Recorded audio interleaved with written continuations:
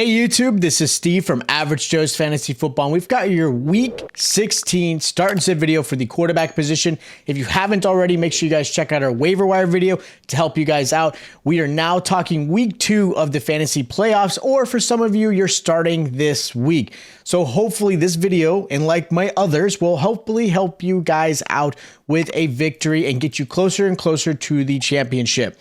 Now, of course, if you have lineup questions, hit me up down below. Let's jump right into this. We've got a lot of great games coming up. We've got a Thursday game, Saturday game, Sunday game, and actually 3 games on Christmas Day. So some really, really good stuff. So I'm looking forward to it. I am excited for these games, and we're going to talk some quarterbacks. Now, these are your obvious start at quarterback position. I know some players in here I may not have mentioned before, or, you know, like, for example, we'll bring up Dak, who didn't play well last week. You still got to put your starter in there. Unless you have a better matchup, you're going to put some of these players in just because of that. Now, the first quarterback I'm going to mention as a good start this week is going to be Jake Browning versus the Steelers. Look, prior to the last 2 games, Steelers were actually pretty good against the pass, holding quarterbacks to only 14 points a game. But for whatever reason, this Pittsburgh Steelers defense has not been playing well. Could it be, I don't know, this offense isn't playing well, which is allowing the defense to be on there? I'm not sure, but the last 2 games alone, Steelers are allowing an average of 20 points a game.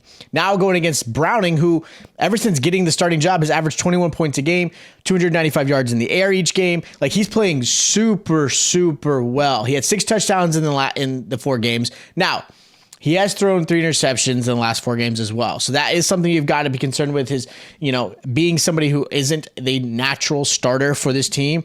You got to give him props. He's played really well. Now, one caveat is the fact that there's a chance that while the time I recorded this, Jamar Chase is not playing. So expect and pay attention to the news. If Jamar Chase does not play, you may need to consider putting another quarterback. But if Jamar Chase does play, I still like this matchup for Jake Browning. And again, I think he's going to be a nice little play just because of the way Steelers defense has played. Another quarterback I like, Baker Mayfield versus the Jaguars. I mentioned Baker Mayfield in my waiver wire video. If you haven't checked that out, he's available in a lot of leagues, so you should consider grabbing him if he's there. Jacksonville Jaguars are decimated by injuries in the secondary. They have not played well defensively. They're struggling against the pass. And with that said, this is a perfect matchup. Like, this is a matchup where Bucks need to win to continue their chance to win the division. Jaguars need to win to stay first in the division with the Colts right behind them. So that's definitely a worry. And since the bye, Jaguars have allowed an average of 22.5 points a game and 265 yards in the air. Baker has played really well, keeping the Bucks in this playoff run. He's done a great job, and he's averaging 17 points a game. And in the last 3 games, averaging 2 touchdowns as well. So the matchup is really good. Baker's played really well. I do expect him to have a really good game this week. Now, the last quarterback I'm going to mention is going to be Nick Mullins versus the Lions. Look, Nick Mullins is getting the start again. He played well last week. Mullins played, I think, finishing with 19 points in fantasy at 303 yards, 2 touchdowns, did a great job. And now going against a division rival where, again, their playoff opportunities are still there for the Vikings. They've got to be able to take down the Detroit Lions. Now, Nick Mullins did throw 2 interceptions, which is expected, and you hate to see that, but he's got to be a little bit better at managing the game and being, again, turnover free.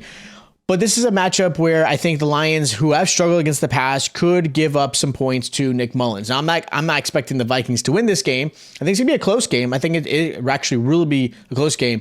But with Nick Mullins, you've got Addison, who did phenomenal. You get still Justin Jefferson, TJ Hawkinson, Chandler in the backfield came out. Maybe you get Madison. There are plenty of weapons for Nick Mullins.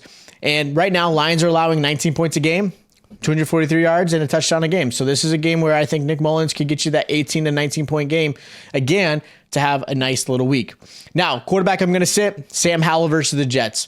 Jets have continued to play well defensively. They've done a great job against the quarterback, holding them to 13.4 points a game and only 187 yards in the air. 187, not even 200, and a pass-happy league. They've done a great job. You got to give credit to that Jets defense. Howell has been great all season. Last week he did not do well. I think he finished just under 10 points in fantasy. One of his concerns is he's continuously getting sacked. I mean, just a horrendous amount of times. Not some of it's his fault holding the ball, right?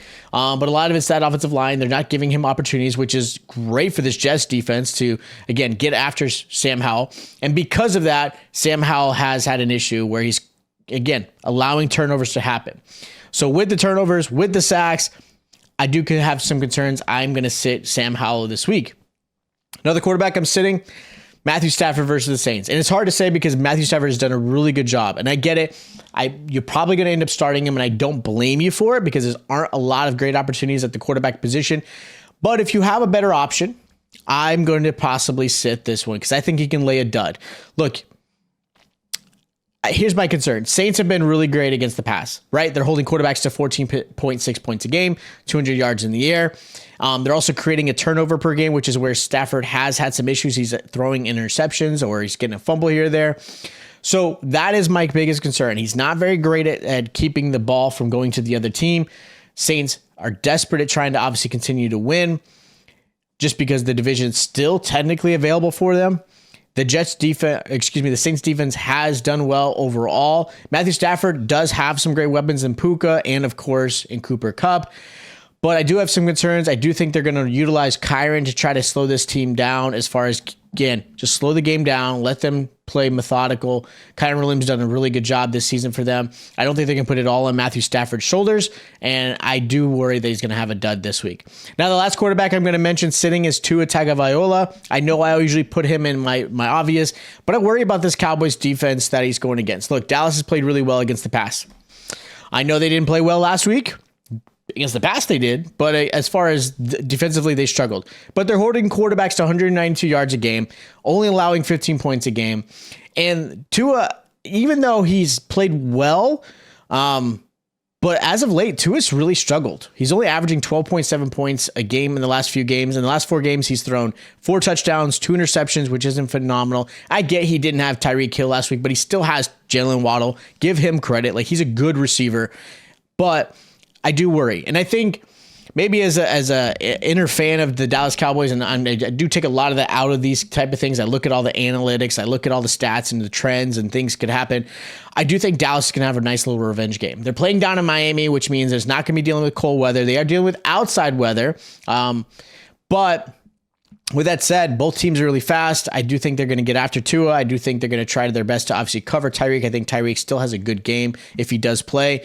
I do have some concerns there. If Tyreek does not play, it does definitely concern me with Tua. Even though Tua still showed he could play well last week, he didn't put up crazy numbers. So again, he may be somebody you may want to sit. Now, my sleeper of the week, got to give it to old man Joe Flacco. Going against the Texans.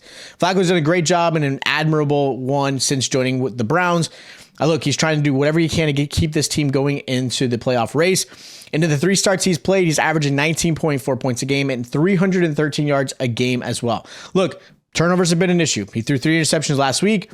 Definitely something he's got to fix because he's got to play better than that, even though he did get the win against the Bears team that really should have won. Let's just be honest, but he did pull it off. Texans are allowing 257 yards in the air and 18.1 points. So the matchup is perfect for Flacco. I do think he continues to have some success. I'm not saying he's going to have a wow game, but I think for him against Stroud, because I think Stroud's going to play, it's going to be a nice little fun, that old man, young man type of game. I think they're going to have to do a shootout. I think Browns get the win. Their defense is a lot better than the Texans, even though I think Texans are playing really well. I think Flacco does do a great job. So those are my start sits and sleepers for week 16. Again, if you haven't already, check out our waiver wire video, smash that subscribe button and make sure the notification bell is on. That way you guys are notified every time we drop more of our start and sit videos. Of course, share this with a friend, or maybe not a league mate that's obviously in the playoffs against you, but share this along. Make sure you guys hit the like button, and I'll check you guys out next time.